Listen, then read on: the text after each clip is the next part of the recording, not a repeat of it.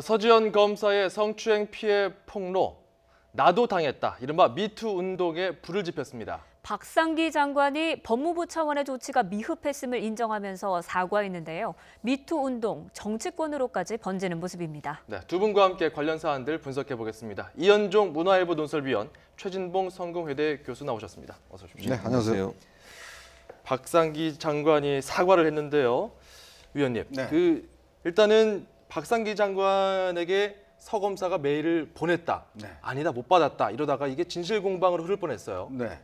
일단 박상기 장관이 이제 대응이 미흡했다라고 오늘 이제 밝혔는데, 제가 볼 때는 미흡했다기보다는 이거는 뭔가 좀 여러 가지 석연치 않은 점들이 많습니다. 왜냐하면 일단 서지현 검사가 작년 9월 달에 사실 이와 같은 사실들을 메일로 보냈지 않습니까? 예. 근데 장관의 메일은 말이죠. 이거는 거의 공식 문서와 같습니다. 예를 예. 들어서 장관의 메일이라는 게 알고 있는 사람이 누가 있겠습니까? 일단 내부적으로 검사들이 이용하는 것인데 그거를 제대로 확인 안 했다는 거. 예를 들어서 뭐 장관 밑에는 정책 보좌관도 있고 여러 가지 비서들도 있기 때문에 충분히 장관의 공식 메일은 공식 문서로 봐야 되는 것이거든요. 근데 예. 문제는 그걸 뒤늦게 확인했다는 건 저는 좀 납득하기 힘든 것이고. 알고 보니까 뭐 논의는 했더라고요, 보니까. 그러니까요. 이게 문제는 이제 그 과거에. 답변을 보면 잘 알고 있다라고 이야기를 했지 않습니까? 그럼에도 불구하고 왜 이 문제를 지금까지 그냥 놔두고 있었는지 문제, 그리고 또 해당 통영지청의 상급자에게도 서지현 검사가 이야기를 했다는 것이거든요. 근데 그 상급자 같은 경우는 관련 루트를 통해서 상부에 보고했다고 얘기했지 않습니까?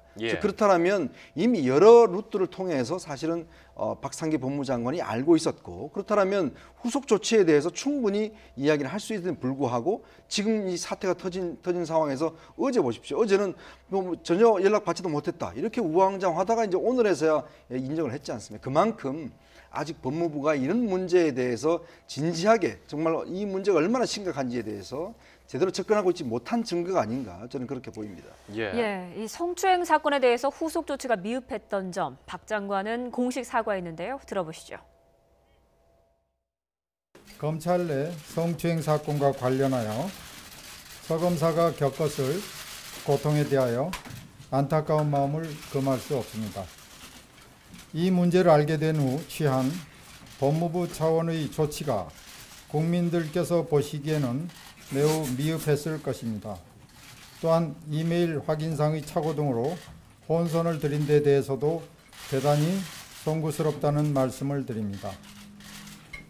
나아가 서 검사에 대한 비난이나 공격, 폄하 등은 있을 수 없으며 그와 관련된 2차 피해가 발생하지 않도록 적극 대처하겠습니다.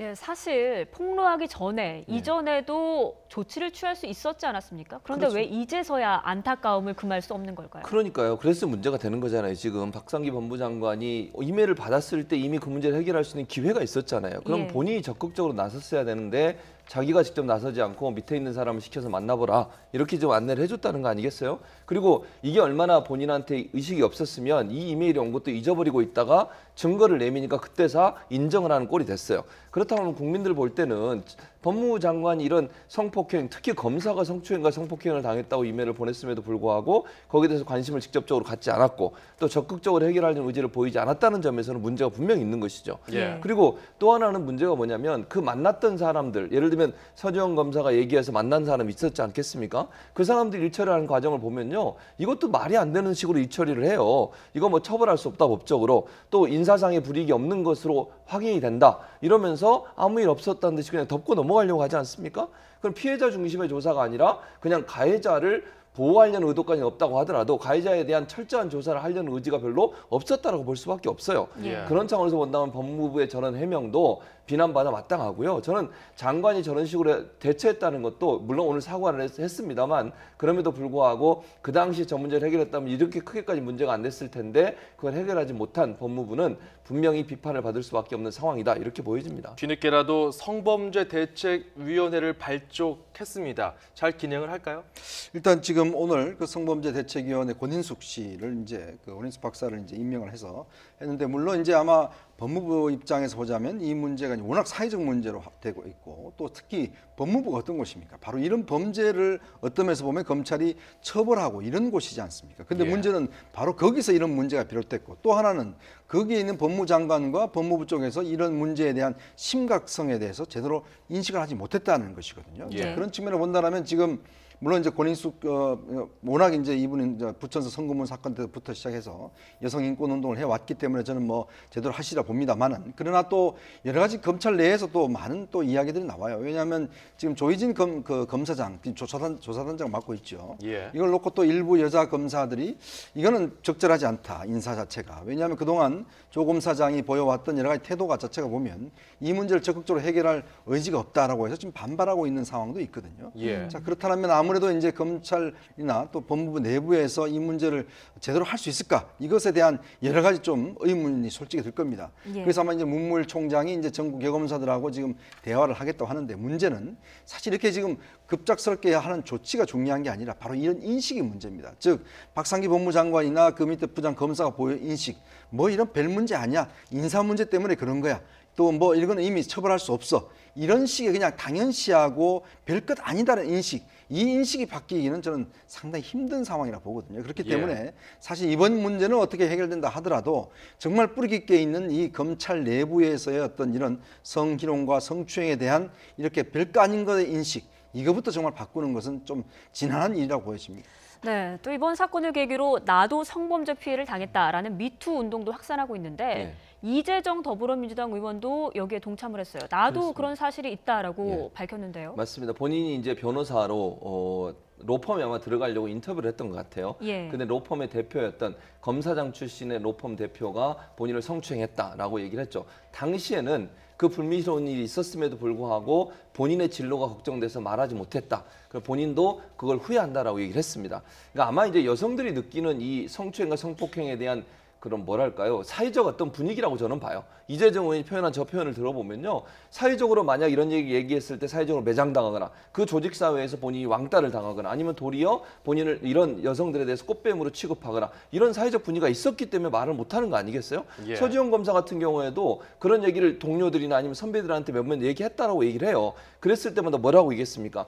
네가 만약 그걸 터트리는 순간 너는 검사로서 생활하기 힘들 거다. 차라리 변호사로 나가서 개업을 해라. 이런 식의 조언을 해줬어요. 예. 이 문제에 대해서 함께 고민하고 문제를 이슈화해서 검찰 조직 내부의 변화를 주도하려고 하지 않고 도리어 안으로 숨고 피해자가 도리어 피해 다니는 이런 잘못된 어떤 사회 분위기 때문에 결국 이런 문제가 발생했다고 보면 예. 이번 기회에 우리 사회에 뿌리 깊게 남아있는 이 양성평등에 대한 불평등한 모습들을 바로잡는 일이 돼야 된다고 보고요. 이런 미투 운동을 통해서 우리 사회 곳곳에 남아있는 여성에 대한 차별 그리고 성추행이나 성폭행을 해도 괜찮다고 생각하는 잘못된 인식 바로잡는 기회가 반드시 돼야 될 걸로 생각이 됩니다. 미투 운동의 확산, 그동안 용기 내지 못했던 여성들에게 힘을 실어줄 수 있을까요? 그렇습니다. 이게 사실 이제 미국에서부터 비롯됐지 않습니까? 근데 미국 사회라는 게 그래도 나름대로 또 여러 양성평등에도 이런 인권 선진국이라 이야기를 하는데 정말 그 속들이 들여다보면 정말 우리가 굉장히 붕괴할 정도로 여러 분야에 걸쳐서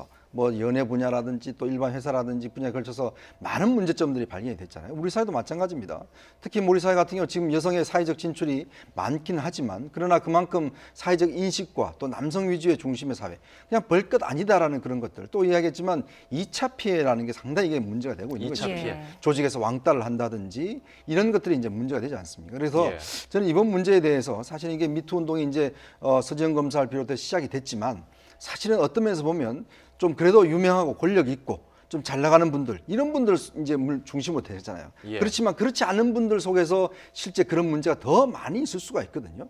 그렇기 때문에 이게 단지 어떤 상층부의 어떤 이런 유력층의 이런 문제가 아니라 사회적으로 정말 말 못하는 분들의 문제 이런 문제까지도 좀 확산돼야 된다 그런 생각을 갖고 있습니다. 네, 예. 이런 문제에 대한 근본적인 대책도 또 필요해 보이는데요. 이런 가운데 류여해 자유한국당 전 최고위원이 미투 운동에 동참을 했습니다. 그런데 MBN이 이 류여해 전 최고위원의 주장을 보도하면서 홍준표 대표가 단단히 화가 났습니다. 주제어 보시죠.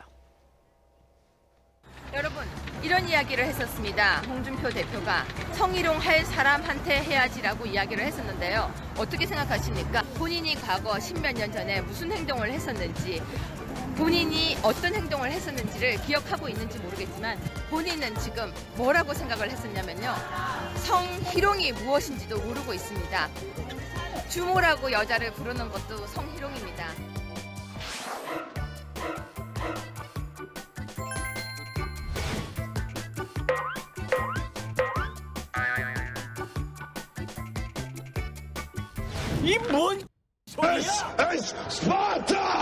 자유한국당은 가짜 뉴스와의 전쟁을 선포합니다. 지금까지 종합편성 채널인 MBN이 자유한국당을 조롱하고 희화화하고 편파 보도를 한 모니터링 결과입니다.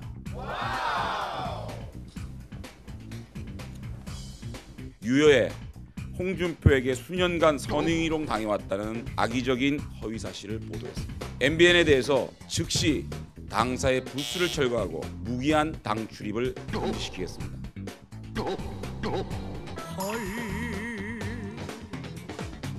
자유한국당은 팩트에 근거한 공정보도라는 언론의 기본적 책무를 망각하고 악의적으로 허위 보도를 입삼고 가짜 뉴스를 남발하며 인격 살인도 마다하지 않는 행태에 대해 사회 정의 실현과 언론 개혁 차원에서 강력하게 대응하겠습니다.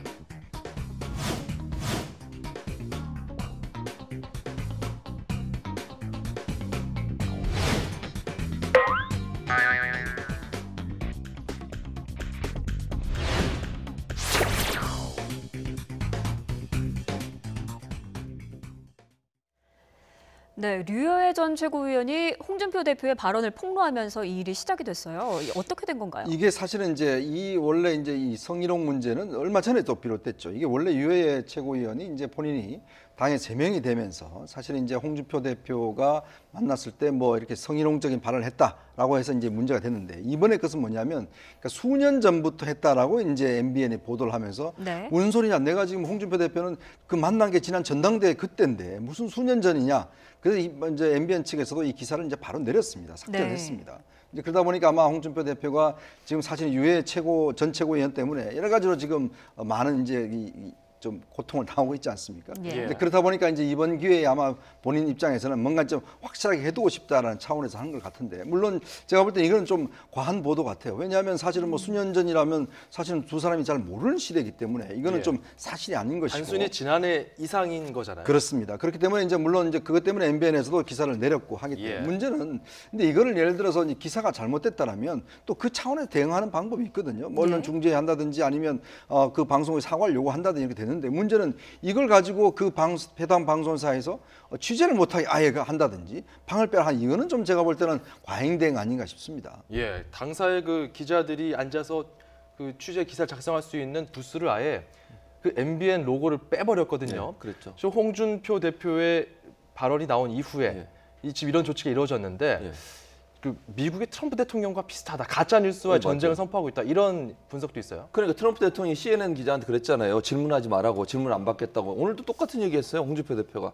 저는 홍준표 대표나 자유한국당 이런 행동은 언론의 자유를 침해하는 행위라고 저는 생각합니다. 저는 분명히 말씀드리지만 MBN이 잘못 보도한 건 분명히 맞습니다. 예. 그래서 MBN은 사과했고 기사를 내렸어요.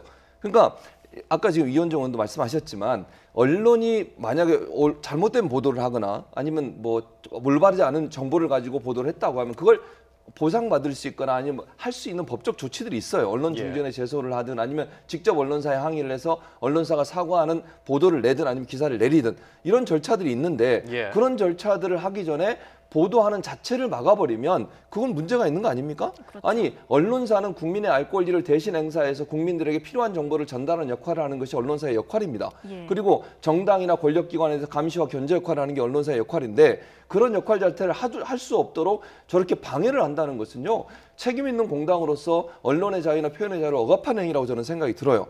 그러니까 아까도 말씀드렸지만 MBN은 그 부분에 대해서 잘못한 보도에 대해서 분명히 사과했고요. 또 사과한 내용의 기사를 내렸습니다. 정정 보도까지. 정정 보도도 했고요. 그렇다고 하면 거기에 대해서 엄중히 항의하고 책임 있는 사람의 책임을 묻는 것은 저는 충분히 이해가 돼요. 그렇지만 MBN의 보도나 아니면 취재 기능 자체를 못하게 방해해버리는 것은 언론에 대한 뭐랄까요, 표현의 자유나 언론의 자유는 침해라고 저는 볼 수밖에 없다는 것이죠. 그러니까 책임 있는 공당의 대표라고 하면 그 부분은 그 부분대로 또 하고, 또 언론이 취재할 수 있는 환경을 만들어주는 것은 당연히 국민의 입장에서 자유한국당에 대한 정보를 알고 싶은 그런 충족을 해줄 수 있는 수단으로서의 언론을 활용하는 부분도 충분히 고려해야 될 텐데, 그런 부분은 전혀 생각을 안 하고 본인의 감정 때문에 저렇게 이런 표현이 맞을지 모르겠지만 언론 탄압에 가까운 저런 행동을 하는 것은 저는 맞지 않다고 봅니다. 네, 홍 대표는 일단은 많이 억울했던 것 같습니다. 나는 42년 동안 내 각시만 보고 살았다라면서 뜬금 고백까지 했어요.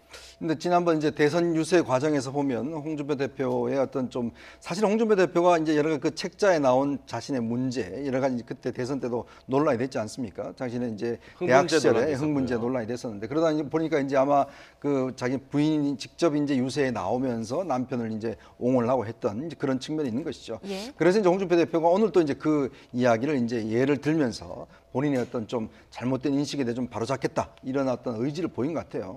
그러면서 본다면 이제 홍준표 대표가 저렇게 이제 그 발끈하고 하는 건 저는 충분히 이해를 합니다. 왜냐하면 본인 입장에서는 상당히 억울하겠죠. 왜냐하면 지금 제명했던 전 최고위원이 본인과 관련해서 지금 성희롱 문제를 제기를 하고 있는데, 그것도 지금 사실 수년 전부터 했다라고 하니까 얼마나 억울하겠습니까? 뭐 충분히 저는 홍준표 대표의 심정을 이해합니다. 그렇지만 또 그것을 대응하는, 언론이 대응하는 방법은 또 충분히 있는 것이거든요. 그리고 또 공당의 제1야당의 지금 대표시잖아요. 그렇기 때문에 그만큼 사생활이나 모든 면들이 또 국민들한테 노출되어 있는 건 또 사실이지 않습니까? 그렇기 때문에 홍준표 대표도 물론 상당히 이 문제에 관련해서 여러 가지 좀 열의 받으시고 좀 잘못된 거다 생각하시지만, 그러나 대응 자체를 저렇게 즉각적으로 하면 오히려 더 큰 문제가 또 불거질 수 있기 때문에 제가 볼 때 좀 자제할 필요가 있지 않나 싶습니다. 이게 지난해 그 전당대회에서 최고위원들 뽑을 때 그때 손을 잡는 모습, 참 그때는 사이가 좋아 보였는데 이게 결국은 계속 이렇게 둘 사이에 공방전으로 벌어지는 소재가 될지는 그때는 몰랐겠죠. MBN과 자유한국당 장제원 의원은 이렇게 얘기했습니다. 들어보시죠. 자유한국당은 파렴치하고 악랄한 가짜뉴스를 보도하는 MBN을 더 이상 방치할 수 없다는 판단을 했습니다. MBN에 대해서 즉시 당사의 부수를 철거하고 무기한 당 출입을 금지시키겠습니다. 또한 자유한국당에 대한 취재를 불허하고 당 소속 국회의원 및 당직자, 그리고 우리 당 추천 패널들의 출연도 전면 거부하겠습니다. 아울러 330만 전 당원의 MBN 시청 거부 운동을 비롯한 가능한 모든 방법을 동원하여 가짜 뉴스와의 투쟁 수위를 높여가겠습니다.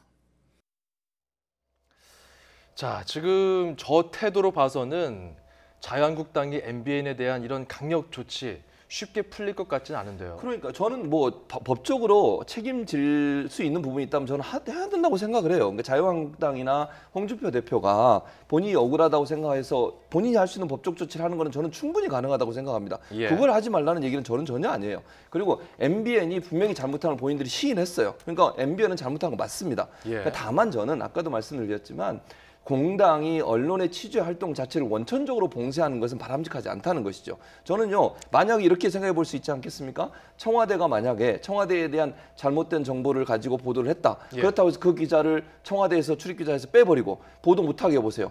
자유한국당이 가만히 있겠습니까? 저는 그렇다고 생각 안 하거든요.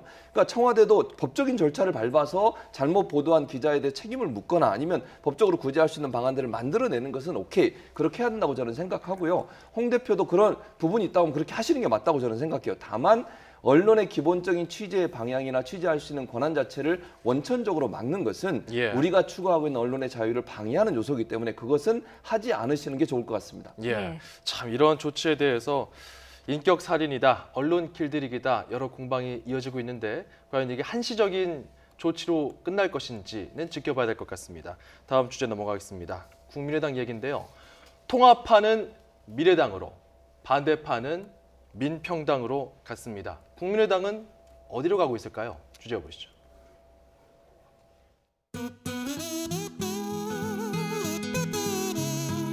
그리고 지금 이 기회가 어쩌면 제게 주어진, 우리에게 주어진 마지막 기회일지도 모릅니다. 제 모든 것을 걸겠습니다.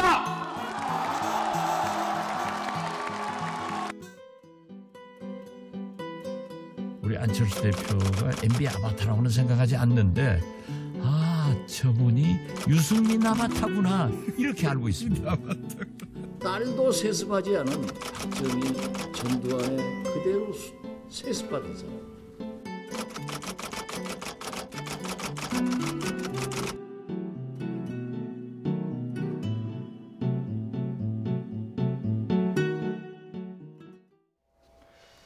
네, 고비고비마다 캐스팅 보트 역할을 해왔던 국민의당. 이제 통합파와 미래파는 확실히 통합파와 또 반대파는 갈리는 양상인데요. 네. 지금 수순에서 봤을 때는 지금 중재파로 나섰던 의원들까지 좀 거취가 정리되고 있어요. 그렇습니다. 지금 뭐 박주선, 주성용, 그다음에 김동철 의원은 이제 미래당으로 합류하기로 했고, 황주홍 의원은 이제 민평당으로 했고, 지금 이제 마지막 이용호 의원 같은 게 아직 이제 결정을 하지 않았습니다. 아무래도 이제 지금 서로 이제 의원들 간에 이제 그 어떤 흡수하기 위한 뭐 여러 가지 이제 힘들을 쓰고 있는 것 같은데, 문제는 아마 이제 미래당이 이제 곧 창당할 텐데, 이게 아마 우리 정치사적으로 보면 그동안 우리 정치 그 정당들 같은 경우는 다들 조금의 지역 기반이 있었습니다. 그래서 뭐 영남이나 호남이나 뭐 등등 충청이나 있었는데, 사실 이 지금 미래당 같은 경우는 어떤 면에서 보면 지금 호남이라는 정책 그동안 기반을 하고서 국민의당이 있었지 않습니까? 그렇죠. 근데 그 기반을 이제 사실 버리고 사실 이제 합당하는 것이거든요. 유승민 대표도 사실 어떤 면에서 보면 이제 대구라는 정책 기반하고는 조금 상관이 없는 이제 그런 상황이기 때문에, 어떤 면에서 보면 두 정당은 이제 지역 기반보다는 이제 가치와 이념 이걸 가지고 사실 이제 통합을 하는 그런 상황이거든요. 과연 이런 정치 실험이 이제 통할 수 있을 것인가, 이것에 대한 이제 관심들이 있는 것이고, 아마 앞으로 지방선거를 거치면서 미래당이 어떤 모습으로 좀 확장해 나갈지 아니면 또 줄어들지, 이걸 보자면 결국 이제 한국 정치가 그동안 지역 중심에서 좀 가치와 이념 중심으로 과연 갈 수 있는가, 그 시험대에 섰다, 저는 그렇게 봅니다. 네, 어제 안철수 대표는 통합 관련 소회를 밝혔는데 인동초를 언급을 했어요. 그렇죠. 이게 고 김대중 전 대통령의 상징이잖아요. 맞습니다. 어떤 의미가 있나요? 저는 이제 호남에 대한 본인의 마지막 어떤 뭐랄까요, 의사 표현이라고 봐요. 그러니까 마음을 전했다. 그렇죠, 마음을 전했다고 보는 거죠. 사실은 이제 지금 나와서 새로 민평당을 만드는 사람들, 그분들 같은 경우 이제 호남을 기반으로 하고 있는 분들 아니겠습니까? 그런데 어쨌든 국민의당이 호남을 기반으로 해서 녹색 바람을 일으켜가지고 총선에서 승리, 여러 가지 좋은 결과를 나타냈던 걸 보면 호남을 기반으로 하고 있는 부분들을 아예 버리고 갈 수는 없는 상황이에요. 또 일부 안철수 대표를 지지하는 사람들 중 호남 중심도 많이 있어요. 호남에 있는 분들도. 그런 차원이라고 하면 인동초라는 말을 꺼내는 순간 DJ가 상징적으로 의식될 수밖에 없고, 그 DJ의 의식을 통해서 호남에 있는 분들한테 본인에 대한 지지를 지속적으로 해달라고 하는 어떤 사인을 보내는 게 아닌가. 그래서 호남을 버린 게 아니라 본인은 중도의 가치를 지키기 위해서 올바른 정치를 하러 가는 사람이기 때문에 호남도 나를 좀 따라와주고 지지해달라, 이런 의미로 인동초란 말을 쓰지 않았나 하는 생각이 듭니다. 네, 그런데 인동초를 강조하는 상황이 예전에 김대중 전 대통령의 인동초와 지금의 인동초가 상황이 맞느냐, 이런 그건 지적도 아니죠. 있어요. 그렇죠. 그건 아니라고 봐요. 왜냐하면 지금 안철수 대표 같은 경우에는 많은 사람들이 뭐라고 어떻게 의심을 하고 있냐면, 본인의 정치적인 야망 때문에 결국 국민의당을 버리고 바른정당과 합당하려고 하는 게 아닌가 하는 그런 의혹들이 지금 많은 상황 아니겠습니까? 본인은 그렇게 얘기하지 않지만, 그러니까 큰 그림을 보면 대선을 앞두고서 본인의 정치적 어떤 역할이나 아니면 지지 기반을 넓히기 위한 수단으로 보수와의 어떤 연합과 연대를 하고 있는 게 아닌가 하는 것이 이제 안철수 대표에 대한 부정적인 생각을 갖고 있는 분들의 생각이기 때문에, 지금의 그런 차원에서 본다면 안철수 대표 인동초의 이런 인용은 사실 좀 받아들이기 힘든 부분이 있죠. 자, 지금 화면으로 저희가 좀 잠시 좀 짚어보도록 하겠습니다. 안철수 대표의 인동초 언급도 그렇고요. 일단 지금까지의 거침없었던 통합 여전을 살펴보면은 안철수 대표 리더십에 대한 또 이야기가 나오고 있습니다. 일단 지난해 12월에는 전당원 투표를 하겠다. 사실 이날 오전에는 이제 기자회견을 했고, 사실 그 오후에 의원총회가 잡혀 있었거든요. 이때 기습적으로 전당원 투표를 기자회견을 통해서 발표했다, 이런 일이 있었던 날이고요. 1월 28일에는 이제 통합에 반대하는 의원과 당원에 대해서 당원권 정지, 징계를 내렸습니다.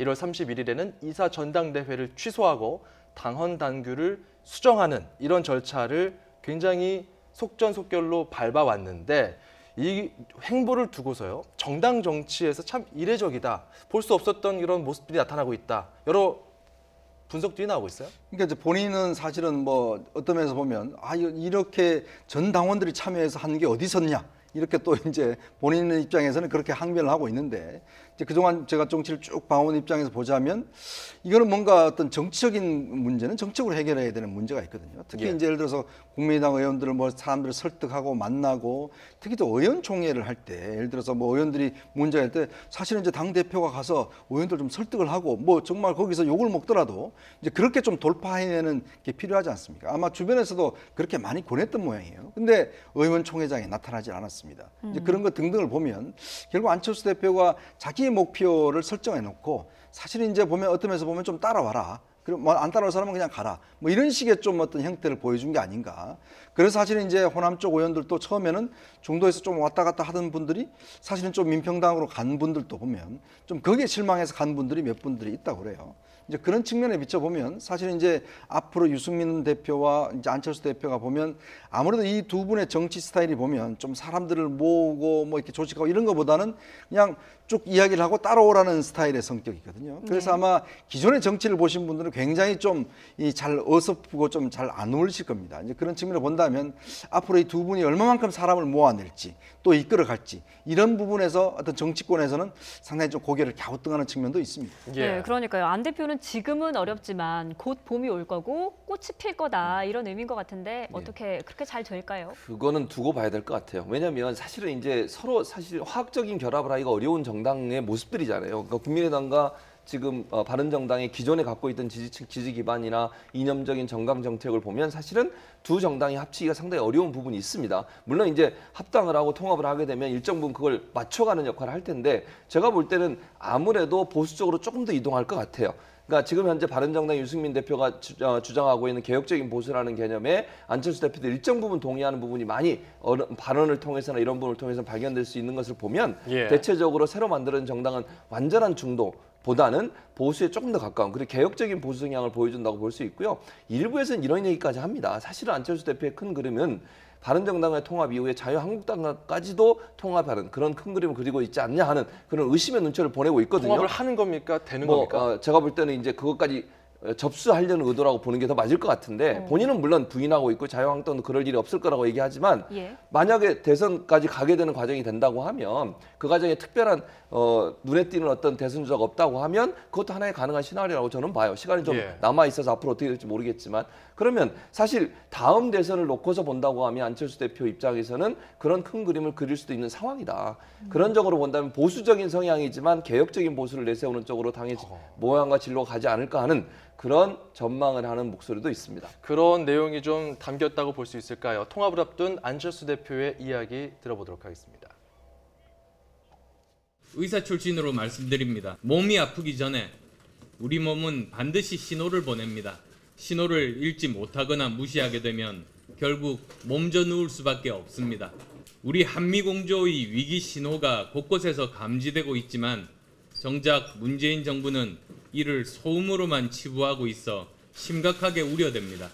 북한에 이리저리 끌려다니다 못해 한미공조까지 스스로 흔들고 있습니다. 신호와 소음을 구별하지 못하면 미래를 대비할 수 없습니다. 문재인 정부는 평창 올림픽을 이유로 더 이상 한미 공조의 예외를 만들어서는 안 될 것입니다. 대북 제재의 원칙을 지키고 북한 열병식 중단은 당당히 요청해야 할 것입니다. 지금은 굳건한 한미 동맹을 토대로 최고의 대비를 해나가야 할 때라는 점을 한시도 잊지 말기 바랍니다. 지금 이 발언을 들어보면은 향후에 통합된 당이 어느 방향으로 갈지가 좀 보이는 것 같은데요. 네. 안철수 대표가 좀 그리는 이러한 당의 미래, 기존에 했었던 국민의당의 캐스팅 보트 역할은 일단 해낼 수 있을까요? 일단 뭐 당의 색깔은 이제 경제에서는 좀 진보적이고 그다음에 이제 뭐 안보에서는 좀 보수적인 그런 컬러로 이제 가져갈 것이고 이제 그런 정당은 문제는 이제 지방선거를 과연 이제 어떻게 치를 것이냐 이게 문제거든요. 왜냐하면 정당이 어떤 선거를 제대로 치르지 않으면 사실 그 이후에 어떤 영향이 확실하게 떨어집니다. 근데 지금 사실은 두 당이 이제 막 통합을 하면 지방선거에서 소기의 성과를 얻어야지만이 다음 총선으로 이어질 수 있거든요. 자, 그러면 지금 당내에서는 그러면 일단 지금 광역단체장을 나갈 수 있는 인물 자체가 보면 지금 사실은 유승민 대표하고 지금 안철수 대표밖에 없어요. 그러면 두 분 사람 중에 그대로 한 사람이라도 뭔가 어디 나가야 됩니다. 그래야지만 이 밑에서 또 기초단체장들도 나오고 또 뭔가 선거에서 이제 이슈 파이팅이 될 수가 있거든요. 그래서 지금 이제 안철수 대표의 서울시장 출마설이 사실 나오는 겁니다. 예. 그러면 이제 문제는 서울시장에 나와서 최소한 만약에 뭐 당선 뭐 하면 제일 좋고 2등이라도 한다면 일단 자유한국당은 제치는 거 아니겠습니까? 그러면 뭔가 본인의 정책 입지가 훨씬 더 설 수 있다. 그럴 때만이 사실 이제 진짜 강철수구나 이걸 보여줄 수 있다. 또 유승민 대표도 마찬가지로. 그래서 제가 볼 때는 아마 이제 물론 통합은 이루어진다 하더라도 예. 2차적인 문제는 과연 지방선거에 두 대표가 어떤 식으로 참여를 하느냐, 거기서 어느 정도 성과를 얻어낼 것이냐에 따라서 이 범보수 쪽의 어떤 통합, 이 문제도 상당히 저는 앞으로 진전될 가능성이 높아 보입니다. 그럼 대통령 선거 2번 도전, 서울시장 2번 도전이 되는 건가요? 어떻게 보십니까? 만약에 서울시장 나가게 되면 그렇게 되는 거죠. 아마 이제 당내에서 그런 요구가 있을 가능성이 높아요. 그러니까 예. 본인의 본인의 의지도 중요하겠지만 제가 볼 때는 통합한 이후에 뭔가 국민들한테 실적을 보여줘야 되는 상황이거든요. 그렇게 되면 유승민 대표, 안철수 대표 두 분 다 지방선거에 나가라는 그런 압박과 요구가 클 것입니다. 아니 지금 당장요 합당된 이후에 눈에 띄게 지방선거에 나가서 뭐 특별한 성과를 낼 수 있는 그런 인물들이 아직까지 보이지 않습니다. 예. 그렇다고 하면 상징이라고 할 수 있는 두 대표, 지금 유승민 대표, 안철수 대표가 직접 나가서 뛰는 것이 새로운 통합 신당의 어떤 모습, 미래당의 모습을 보여줄 수 있고 확실한 인식을 시켜줄 수 있는 계기가 되기 때문에 또 바람도 일으킬 수 있지 않겠습니까? 저분들이 만약 나와보세요. 그러면요 언론들이 저걸 얼마나 많이 보도를 하겠습니까? 그렇죠. 그렇게 되면 미래당의 어떤 이미지랄까 이런 부분들을 확실하게 심어줄 수 있기 때문에 아마 당내 여러 의견들은 두 분 다 지방선거에 출마하라는 의견이 높을 것으로 예상이 되고 있습니다. 예, 다음 주 말쯤이면 이제 전당원 투표가 국민의당 내에서 이루어질 겁니다. 과연 이때 어떤 결과가 나올 것인지, 향후 한국 정치에 어떤 좌표를 찍을 것인지 지켜보도록 하겠습니다. 지금까지 이현종 문화일보 논설위원, 최진봉 성공회대 교수였습니다. 두 분 고맙습니다.